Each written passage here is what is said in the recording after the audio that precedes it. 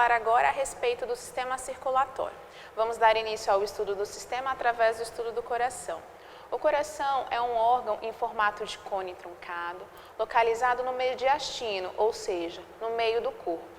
O coração ele é dividido em base, que é essa região superior, e ápice, que é essa região inferior.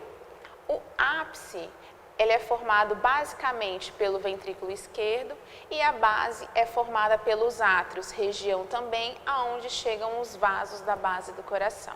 Com relação ainda à localização do coração, nós temos as seguintes características, as margens e as faces. As margens que o coração apresenta são a margem direita e a margem esquerda, também chamada de margem pulmonar, porque ela está diretamente relacionada com o pulmão esquerdo. Com relação às faces, são as conexões ou as delimitações com o qual o coração faz com outras partes do corpo. Acima do coração, nós temos o que nós chamamos de caixa torácica. Então, essa face anterior, que está em direta comunicação com a caixa torácica, é chamada de face externo-costal. Essa região do ventrículo do coração, ele está em direta comunicação com o diafragma. Por esse motivo, essa região inferior é também denominada de face diafragmática.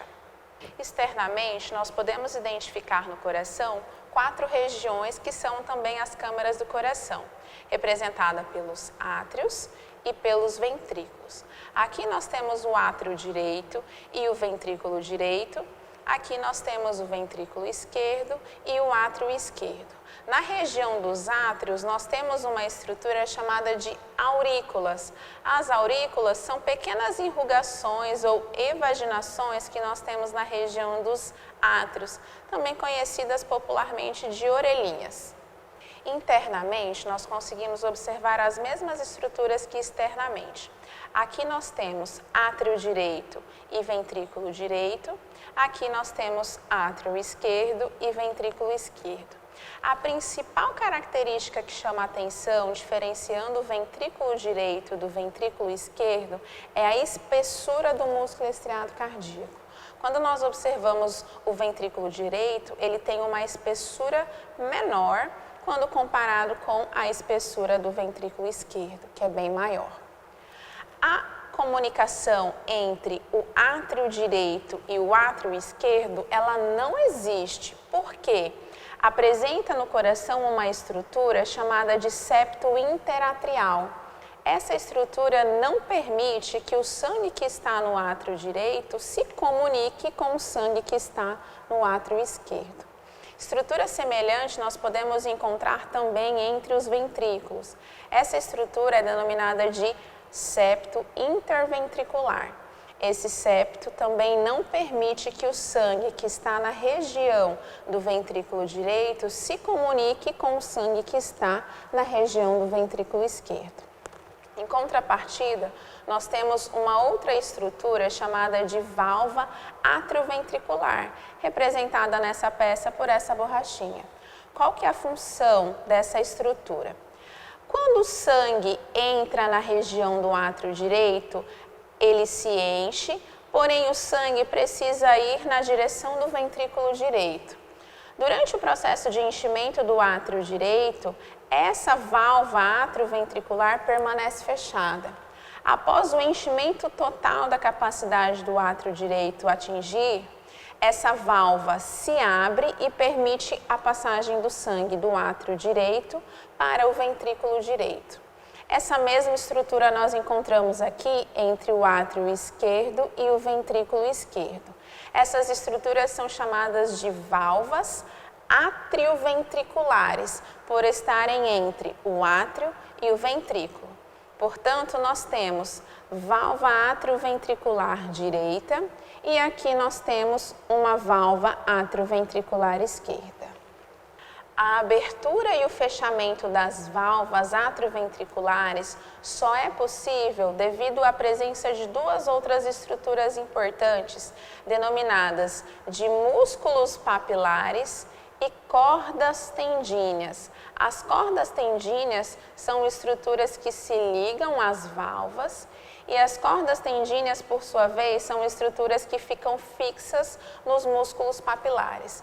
É o processo de contração e relaxamento dos músculos papilares que facilita o puxamento da válvula e a abertura dela através das cordas tendíneas. Então, todo o processo de abertura e fechamento das válvulas atrioventriculares se deve à presença dessas duas estruturas, músculo papilar e cordas tendíneas, sendo os músculos papilares em formatos arredondados, como se fossem pinguinhos. Esses músculos papilares e cordas tendíneas estão presentes tanto do lado direito quanto do lado esquerdo do coração. Agora nós vamos falar um pouquinho a respeito dos vasos que estão na base do coração. Aqui, representado por esta cor mais cinza, nós podemos falar da veia cava. O sangue chega ao átrio direito através das veias cava superior e inferior. Depois do enchimento perfeito do átrio, esse sangue vai para o ventrículo direito e ele sai dessa região do ventrículo direito através de um outro vaso chamado artéria pulmonar. A função dela é levar esse sangue desoxigenado em direção ao pulmão.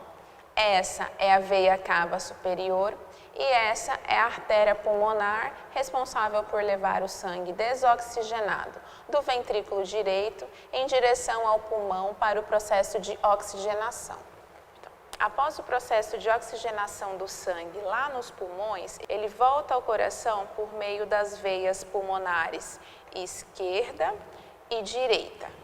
Uma vez que o sangue retorna para o coração oxigenado pelos pulmões, ele adentra átrio esquerdo, posteriormente ventrículo esquerdo. Daqui do ventrículo esquerdo, este sangue precisa ser direcionado para o corpo como um todo. E o vaso que faz esse processo é a artéria aorta. Então, por meio desta artéria, nós temos o sangue oxigenado saindo da região do ventrículo esquerdo e sendo direcionada para o corpo como um todo.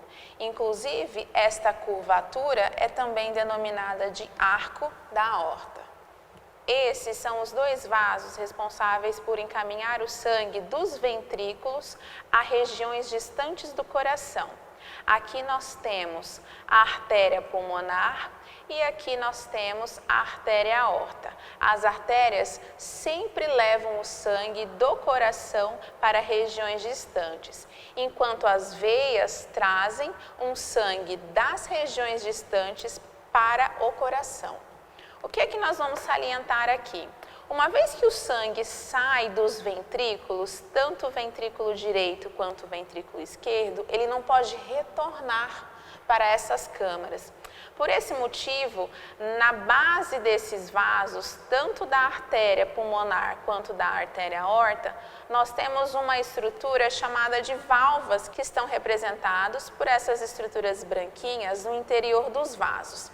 Aqui nós temos a chamada válvula pulmonar e aqui a válvula aórtica. Qual que é a função delas?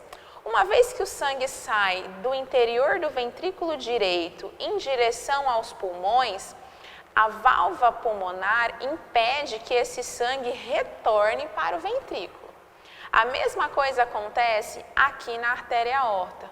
Uma vez que o sangue sai do ventrículo esquerdo na direção do corpo, este sangue não retorna.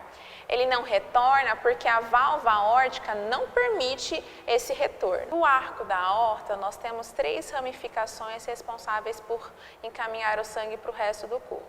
Este primeiro é o ramo braquiocefálico, este segundo é o ramo da carótida e este último é o ramo da subclávia. O sangue que adentra a região de átrios e ventrículos não é estritamente o sangue responsável pelo processo de nutrição do coração. O coração tem também os seus vasos próprios de nutrição, que são chamados de vasos coronários. Então, o sangue que sai por meio da artéria aorta tem uma ramificação para os vasos coronários para o processo de nutrição especificamente do coração.